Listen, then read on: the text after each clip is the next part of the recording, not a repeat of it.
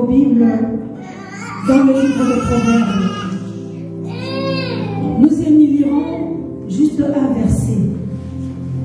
Proverbe 15, le dernier verset, le verset 33.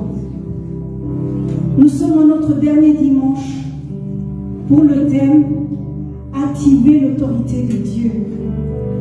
Nous avons tellement entendu de beaux messages et à la fin, nous allons écouter ce passage afin que l'Esprit de Dieu nous parle encore en ce jour. Proverbe 15, verset 33 dit ceci: la crainte de l'Éternel enseigne la sagesse. L'humilité précède la gloire. Révisons encore une fois, la crainte de l'Éternel enseigne la sagesse et l'humilité précède la gloire. Pourquoi ce verset en ce dernier jour où nous parlons d'activer l'autorité de Dieu? Nous avons appris que pour activer l'autorité de Dieu, il faut avoir la foi. Et que l'autorité de Dieu n'est pas tout en nous. Car quand nous recevons Christ comme Seigneur et Sauveur, nous avons cette autorité.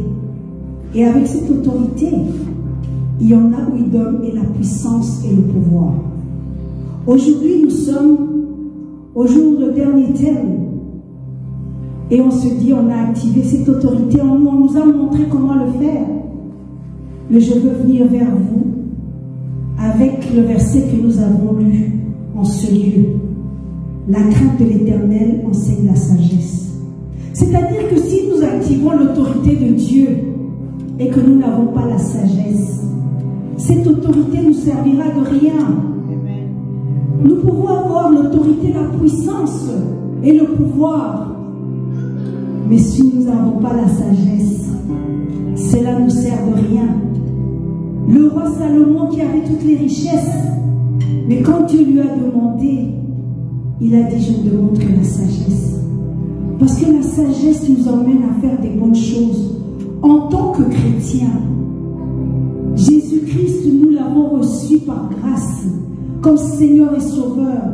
Et avec ça, partout où nous allons, nous devons avoir la sagesse de Dieu. Car il a dit dans la grande mission: allez jusqu'aux extrémités de la terre, apporter l'évangile. Nous devons avoir la sagesse de savoir comment aller pour apporter cet évangile-là. La sagesse doit être en nous. La sagesse, c'est l'Esprit de Dieu. La sagesse est l'esprit de révélation. La sagesse, c'est comment est-ce que nous allons aborder les gens. C'est ça la sagesse de Dieu. Et cette sagesse-là, parce que nous avons Christ en nous, c'est d'abord craindre notre Seigneur. Seigneur, comment je vais aller vers quelqu'un? Comment je vais me comporter? Et cette crainte-là, ce n'est pas la peur. On nous a donné le message que ce n'est pas une question de peur, mais c'est la révérence devant notre Dieu. C'est comment aborder Dieu et être ses vrais ambassadeurs. Nous ne pouvons le faire qu'avec sagesse. Cette autorité que maintenant nous savons que nous avons activée en nous, c'est la sagesse de Dieu. L'autorité ne vient pas pour imposer. L'autorité nous emmène à savoir choisir les mots pour pouvoir aller vers les autres. Et l'Esprit de Dieu fera la différence. La sagesse est l'Esprit de Dieu. Alors cette sagesse en nous, c'est laisser l'Esprit de Dieu parler au-dedans de nous. La deuxième partie dit: l'humilité précède la gloire. C'est que nous avons Christ, mais restons humbles.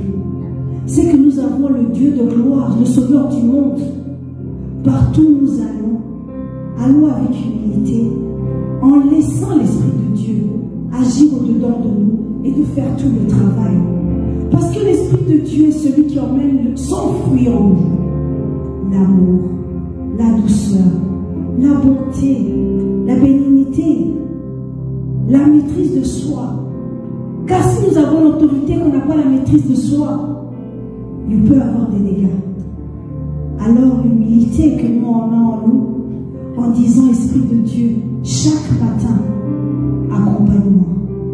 Prends le devant de la scène, afin que partout je vais comme ton ambassadeur, ton ambassadrice, que toi seul parles au-dedans de moi, afin que l'on sache que que je suis ton serviteur. Voilà le message que je vais apporter en ce jour pour dire que demandons chaque jour la sagesse de Dieu. Quand cette autorité qui est activée en nous est en train d'agir, nous ne pourrons le faire sans la sagesse de Dieu. Et dans notre vie de tous les jours, allons avec humilité pour dire, Seigneur, je te confie ma journée. Guide-moi, conduis-moi.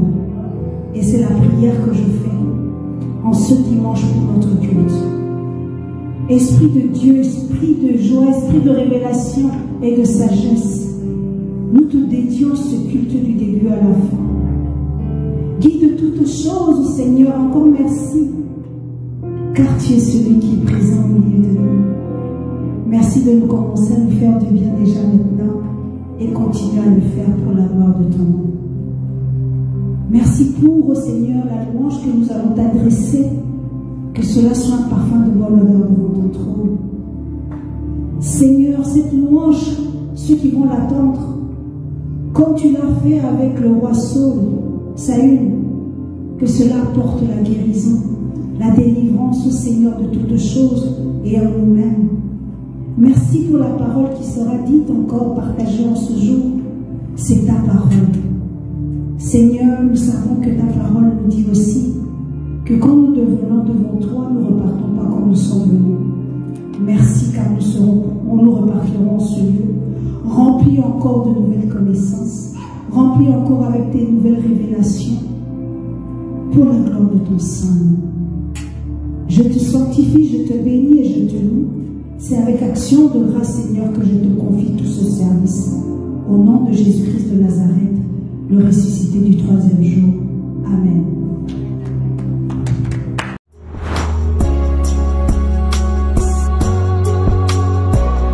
East Wind Ministries, seeking God to impact nations.